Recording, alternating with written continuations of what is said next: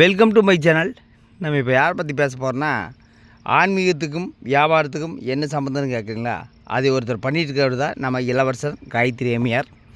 நீங்கள் பார்த்துருப்பீங்க, அவர் மாலை ஓட்டு ஒரு 10 நாள் இருக்குது. ஆனால் அந்த மாலையோட விரத முறை கடைபிடிப்பாங்கன்னு கேட்டால் அதெல்லாம் கிடையாது. நம்ம இளவரச சுவாமிக்கு ஒன்று மட்டும் நல்லா மறக்க முடியலைங்கிறது நல்லா தெரியுது. அது எதுனா அசைவத்தை. அது கண்கூட தெரியுது.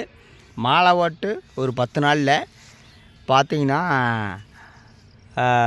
வாத்துக்கறி பற்றி பேசுகிறார். வாத்துக்கறி சமைச்சா நல்லாயிருக்கு, ஒரு நாள் வந்து செய்கிற அப்படிங்கிறது. இது மாலை போட்டு தான் பேசுகிறாரு. அப்புறம் நேற்று பார்த்தீங்கன்னா அவங்க வீட்டில் தடபுடல் விருந்து அப்படின்ட்டு போட்டிருப்பார். ஏன்னா மாலை போட்டு ஒரு சாமியோ எப்படியெல்லாம் விரதமாக கடைமுறைப்போ நீங்கள் பார்த்துருப்பீங்க. ஆனால் இவங்க பார்த்துங்க எப்படின்னு நீங்கள் பார்த்துக்குங்க. ஆனால் இவங்களுக்கு தேவை அந்த ஆன்மீகங்கிறது ஒரு வியாபாரத்துக்கு, அதாவது டைம் பாஸ்க்குன்னு வச்சுக்கோங்க. ஒரு வாழைக்காய் பஜ்ஜி போடுறதுக்கு அந்த அம்மையார் காயத்ரி அம்மையார் அந்த அம்மா மாதிரி ஆக்ட் பண்ண தெரியாதுன்னு வச்சுக்கோங்க. நேற்று வாழைக்காய் பஜ்ஜி போடும்போது ஃபிஷ் ஃப்ரை பண்ணுற மாதிரியே இருக்குது அப்படிங்கிறாரு. ஒரு மாலை போட்டு பேசுகிற பேச்சாது கழுத்தில் ஐயப்ப மாலை போட்டு கறி பற்றி பேசுகிறாரு. அதாவது 365 நாளில் 340 நாள் கறி திங்கிறாரு. ஆனால் அந்த 23 நாள் இவர் கண்ட்ரோல் பண்ணியிருப்பாங்க. 2 பேர் கண்ட்ரோல் பண்ணிகிட்டு இருக்கிறாங்க, மறக்க முடியல. அப்புறம் நம்ம காயத்ரி அம்மையார் பற்றி சொல்லணுன்னா, அந்த அம்மா மாதிரி ஒரு ஆக்டிங் பர்சன் நீங்கள் எங்கேயுமே பார்க்க முடியாது.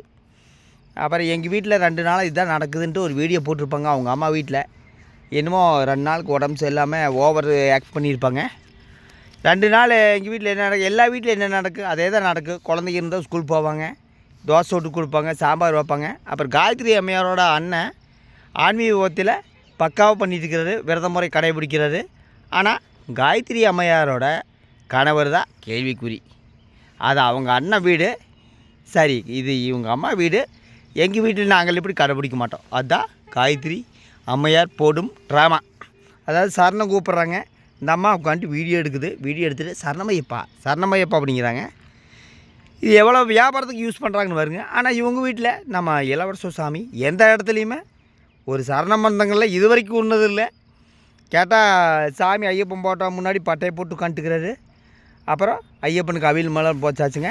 என்ன மாதிரி ஒரு ஆன்மீக பகுதி எப்படின்னு பார்த்துங்க. சபரிமலையே என்னன்னா அங்கே இருக்கிற குருசாமி கிட்ட கேளுங்க. இவங்க மாமியார்கிட்ட எல்லாம் போய் கேட்காதீங்க. ஐயப்பனுக்கு அந்த படையல் இந்த படையல் எதுவுமே கிடையாது, எதுவும் கிடையாது. ஐயப்பனுக்கு ஆகம விதின்னு ஒன்று இருக்குதுங்க. அது தெரியலன்னா சபரிமலை பற்றி தெரியல, குருசாமி கிட்ட போய் கேளுங்க. இவர் என்ன விரத முறை கடைபிடிக்கிறாரு, கறியை பற்றியே தான் பேசுகிறாரு. எங்கள் வீட்டில் தடபுடல் விருந்து. அப்புறம் 2 நாள் உடம்பு சரியின்ட்டு வீடியோ போட்டிருப்பாங்க. வீடியோ போட்டிருக்க மாட்டாங்க. அப்போ நேற்று எப்பவும் போல் மாட்டு பின்னாடி ஓடுறது ஆரம்பிச்சிட்டாங்க. அப்புறம் எப்படி உடம்பு நல்லா போகு? மொத்தத்தில் வலைதளம் எதுக்கு இருக்குன்னா, ஒரு ஆன்மீகத்துக்கோ ஒரு பரதநாட்டிய வீடியோ அதுக்கெல்லாம் கிடையாது. இந்த மாதிரி இரிட்டேட்டிங் குடும்ப வீடியோ பார்த்துட்டு அவங்க சப்ஸ்கிரைபர் ஆனால் சூப்பருங்க அப்படிம்பாங்க. ஆனால் 2 வீடியோவில் பார்த்தீங்கன்னா கமெண்ட் ஆப் பண்ணி வச்சுருப்பாங்க. ஏன்னா பல கேள்விகள் கேட்பாங்க சப்ஸ்கிரைபருக்கு. ஒரு மாலை போட்டுக்கிறீங்க, ஒரு சரண மந்திரங்களை கூட மாட்டேங்கிறீங்க, ஒரு கறி பற்றி பேசுகிறீங்க, இதே தான் கேட்பாங்க அப்படின்னு கமெண்டர் எதிர்பார்ப்பாங்க. ஆனால் கமெண்டரோட மூஞ்சியில் கறி பூசியிருப்பாங்க. என்னென்னா கமெண்டை ஆப் பண்ணி வச்சுருப்பாங்க. அதுதான் நம்ம இளவரசரும் காயத்ரி அம்மையாருமே போடுற ட்ராமா. அப்புறம் ஒரு மாலை போட்ட சாமி வீட்டில் இந்த அம்மா எப்படி ட்ரெஸ் போட்டுக்குன்னு வருங்க, நீங்களே பாருங்கள். ஒரு மாலை போட்ட வீட்டில் ஒன்றா சாரி கட்டிகிட்டு இருப்பாங்க, இல்லைன்னா சுடிதார் போட்டிருப்பாங்க. ஆனால் இந்த அம்மாவுக்கு ஒரு 3 நாள் மட்டுக்கு நாகரிகமாக உடையணிந்து அப்புறம் பாக்கி 5 நாள் வந்து எப்பவும் போல தான் வச்சுக்கோங்க. அப்புறம் கேட்டால் இல்லைங்க இனிமேல் கரெக்டாக இருக்குது அப்படிம்பாங்க. மொத்தத்தில் இவங்க போடுறது ஒரு ட்ராமா தான். அதாவது பப்ளிசிட்டி. நாங்கள் மாலை ஓட போகிறோங்க, நாங்கள் வேட்டி துண்டு வாங்க போகிறோங்க, நாங்கள் மாலை ஓட்டாச்சுங்க, இதெல்லாம் பப்ளிசிட்டி. நான் தான் சொல்கிறேன் இல்லைங்க, ஐயப்பனுக்கு பப்ளிசிட்டி பிடிக்காது. தெரியலன்னா போய் குருசாமிகிட்ட கேளுங்க. இப்போ சபரிமலையில் என்ன நடந்திருக்குது, எத்தனை மணி நேரம் க்யூ, அதாவது ஆன்லைன் டிக்கெட்டு போடலின்னா எங்கே போய் எடுக்கணுமோ, ஆன்லைன் டிக்கெட் ஒரு நாளைக்கு எத்தனை அளவுடு, சபரிமலை எப்படி போகணும், எரிமேலியில் பேட்டை துள்ளணும், ஒரு கன்னிசாமினா எரிமேலியில் பேட்டை துள்ளணும், சரங்குத்தணும், நிறைய விஷயங்கள் இருக்குது. ஆனால் எந்த விஷயமும் இவங்களுக்கு தெரியாது. இவங்களுக்கு தேவை அந்த சபரிமலை வந்து ஒரு அம்மன் கோயில் மாதிரி இவங்க நினச்சிட்டு இருக்கிறாங்க. ஆனால் சபரிமலை விரத முறை சரியில்லைன்னா சில சிரமங்களை அனுபவிக்க வேண்டியது வரும். அது போட்டு நாங்கள் மாலை போட்டுக்கிறோங்க பயபக்திரியாக்குறேன்ட்டு வீடியோ போட்டு அதில் வருமானம் பார்த்துட்டு ஒரு காரியம் இல்லைங்க. நம்ம இளவரசருக்கு லாபம் இல்லைன்னா எதுவுமே பண்ண மாட்டார். இப்போ மருந்து வியாபாரம் நைட்டு வியாபாரத்தை விட்டு போட்டு மருந்து வியாபாரத்தை தொடங்கிட்டார். இதனால் அவருக்கு பிரச்சனை வருமானு கேட்டால் அது பிற்காலத்தில் வரக்கு வாய்ப்பு இருக்குது. ஒருத்தர் அனுமதி இல்லாமல் மனுஷன் சப்ளை பண்ணவே கூடாது. அது சோசியல் மீடியாவில் உட்காந்துட்டு பப்ளிசிட்டி பண்ணிகிட்டு இருக்கிறாங்க கணவன் மனைவி உட்காந்துட்டு. இதனால் பிரச்சனை கண்டிப்பாக ஒரு நாள் வரும். கண்டிப்பாக அது வந்து வியாபாரம் பண்ணவே கூடாது. பல இடத்துல பிடிச்சிருக்காங்க. அதை விட்டு போட்டு எங்கள் குழந்தைக்கு உடம்பு சரியில்லைங்க, எங்களுக்கு சளி காய்ச்சலுங்க, வியாபாரம் பாருங்கள் வலைதளத்தில் உட்காந்துட்டு. கணவர் எந்த இடத்துல உழைக்கக்கூடாது. இந்த அம்மா மாதிரி ஒரு இரிட்டேட்டியான சோம்பேறியான மனைவி இருந்துச்சுன்னா எந்த குடும்பத்திலையும் அவங்க கணவர் எந்த இடத்துலையும் எந்த ஜென்மத்திலையும் உழைக்க மாட்டார். கேட்டால் எங்கள் ரியாலிட்டி சேனல் பாருங்கள். மொத்தத்தில் ஒரு ஆன்மீகங்கிறது உங்களுக்கு பப்ளிசிட்டி. அது சபரிமலை மாலை போட்டுக்கிறாங்க 23 நாள் நான்வெஜ் சாப்பிடல. அந்த நான்வெஜ்ஜை பற்றி பேசாமையே இருக்கலாமே.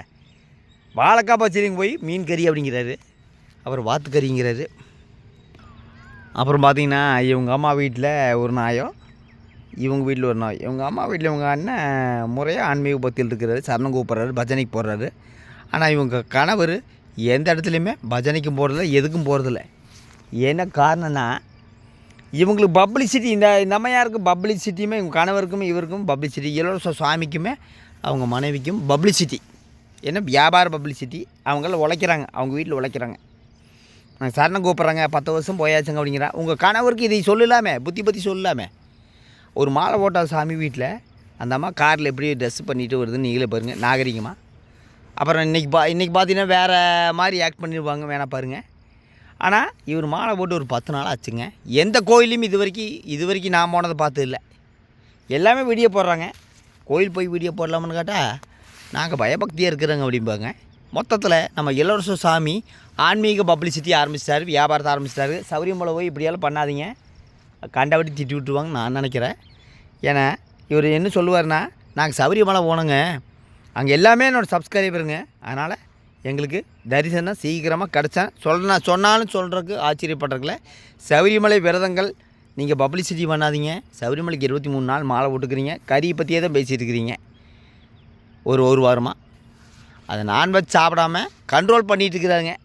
நீங்கள் வேணா பாருங்கள், அந்த 23 நாள் கழிச்சு அப்பா பெருமூச்சு விடுவாங்க. அந்த அம்மையாருக்கு நான்வெஜ் சாப்பிடாமல் இருக்க முடியாதுன்னு வச்சுங்க, கண்ட்ரோல் பண்ணிகிட்டு இருக்கிறாங்கன்னு நினைக்கிறேன். சபரிமலை ஆன்மீக பக்தியை நீங்கள் வியாபாரம் பண்ணிடாதீங்க, அதுக்குண்டான பலன் நீங்கள் அனுபவிப்பீங்கன்னு நான் நினைக்கிறேன். ஓகே, அடுத்த வீடியோவில் சந்திக்கிறேன். நன்றி, வணக்கம்.